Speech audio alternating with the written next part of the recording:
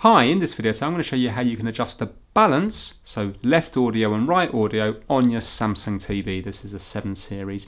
You can work your way over to the settings via the menu, or you can just hit the setting button on the remote control, which is this bottom left hand button, one up here, settings.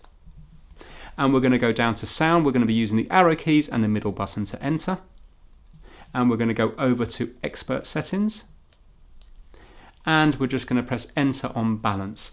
And now we have left and right. If for some reason you wanted only the left speaker, then you would put it all the way over to here. If you wanted only the right speaker, then you would put it over to here. In reality, what you're probably going to be doing is just having it slightly to the left or slightly to the right, depending if you're sat to the left or right of the TV. And that is it. Once it's there, it will stay there until you reset the sound. If I turn the TV off and back on again now, it's still going to be there. Thanks for watching.